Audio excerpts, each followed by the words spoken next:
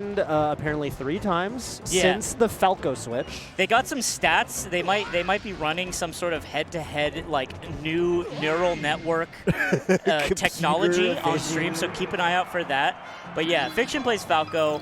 He used to play Fox way back in the day, which feels like way back in the day now. Yeah, actually. And Red Marth. No one remembers that. The SSS Red Marth days? Yeah. But now he's playing Falco, and this matchup is way harder than Fox, I will say. Yeah, because,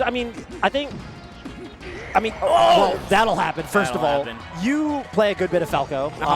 Talk to me about the struggles here. So it's tough, right? Already, Falco is the glass cannon, you know? He falls off stage, he gets gimped by literally every character in the game. Every character in the game can just, like, bonk him on the head. And then Puff is a character who can bonk even the really good characters on the head. So you're off stage, you're in trouble. The recovery's okay. Your side B's really fast. You can mix it up with the side B, or with the up B.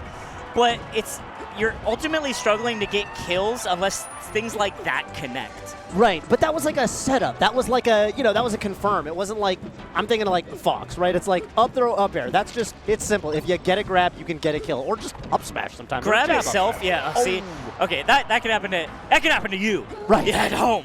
But it's more of the idea of like grab is a setup for Fox, right? Grab is so good. Yeah. It beats like some attacks. It beats shield. It's really good. But Falco doesn't have access to that. So his game plan is like chipping away to a percent like this, getting a hit that goes up and then like shotting out the top. Or doing an up air. You rarely ever see like a down air kill.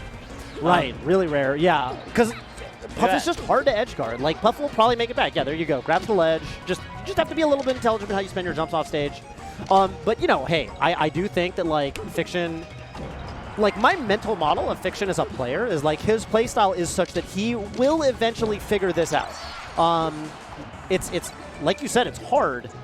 But I think he's the kind of, I think it's like, if you're like a YOLO Falco, I think this matchup can be frustrating. You know what I'm saying? You literally lose. So I think that's a good point of Fiction being able to, like, so Falco is an interesting character because he contains all the tools for you to figure shit out right there in the match. Like, you can do labbing and stuff like that, but he's also a guy who's really intuitive, even against Puff.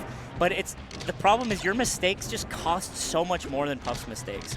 And that's where the math is not in your favor. There's a jump and you're dead.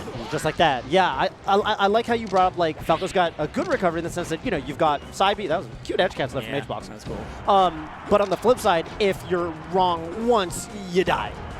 And that's it. And Hbox can be wrong so many times. Right.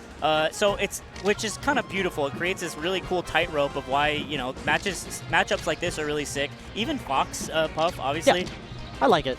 I was talking earlier today, watching a Puff. No tech. What doesn't matter. Yeah.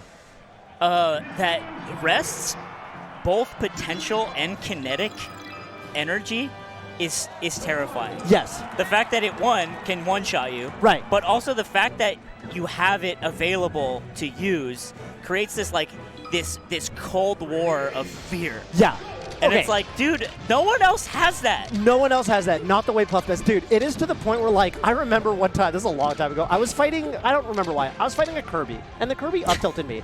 And I had a very, freaked out. for a moment, for a fraction of a second, I had this visual like, oh my god, I'm getting arrested. It's a ball that up-tilted me. And I was like, no, it's fine. It's Kirby. It's fine. Yeah. And then he just did a dash attack. But you know what I mean? Yeah.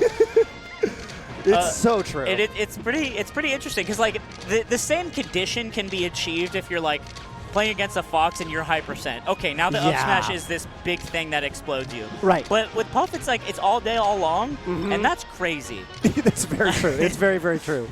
It's very, very true. Oh, I like the corner carry. Nice DI from Hbox. Up air, not able to get up there in time. There you go. So down tilt's like what you just keep in the pocket. Down tilt runs on a timer, and it just pops up like 2.7 times every set or every game against Puff. Right, I see. Yeah, because it's like a little situational. It shield pokes, and if they're ready for it, it will never ever work ever. But it also kills. Right. So and if you show it, like if you show you're looking for it, and if you don't get it right, then you're not hitting it. If you crouch errantly as Falco, they're like, oh, he's looking for down tilt. He'll never hit this. He'll never hit this. He's an idiot. He's a fool. Yeah. Yeah. Okay. That was cool. Shield poke. That was cool. Ooh.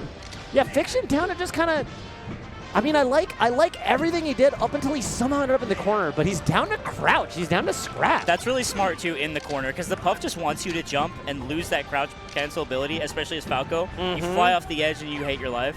But again, you find yourself in the corner so many times, can't crouch anymore. Right. So it's like, it is such a beautiful uphill battle.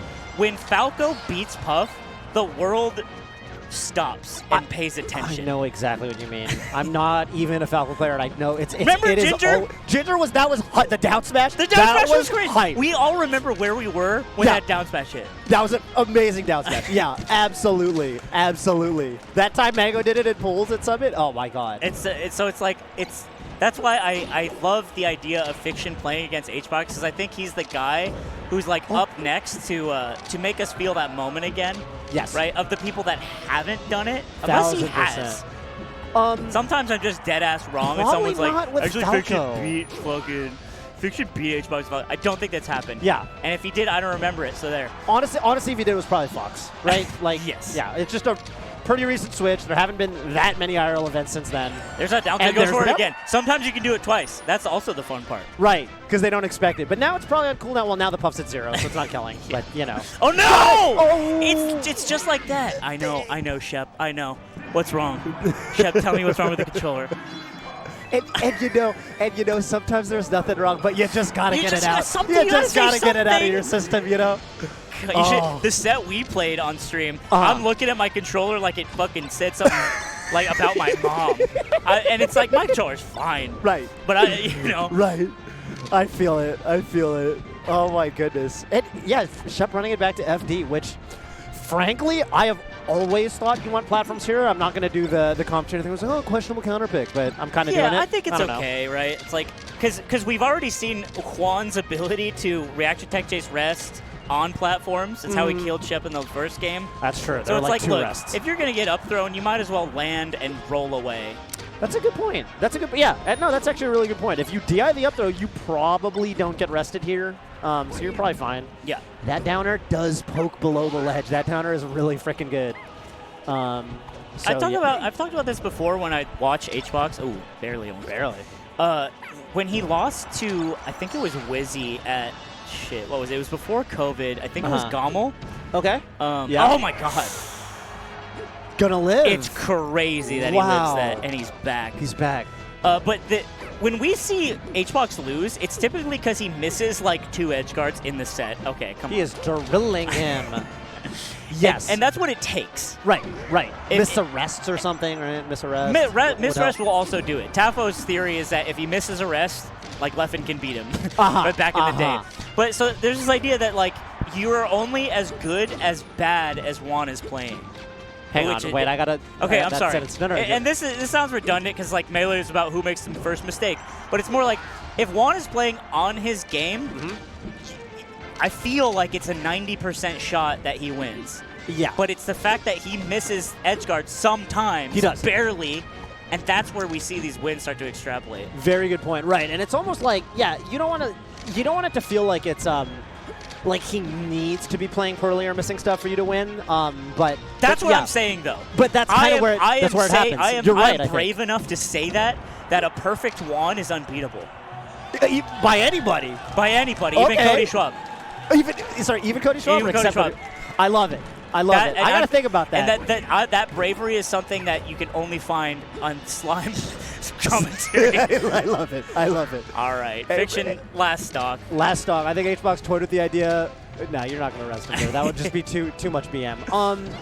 Yeah, I was gonna say, like, certainly, I think at this level, if you're, oh my God, that's going to come off the top. Wow.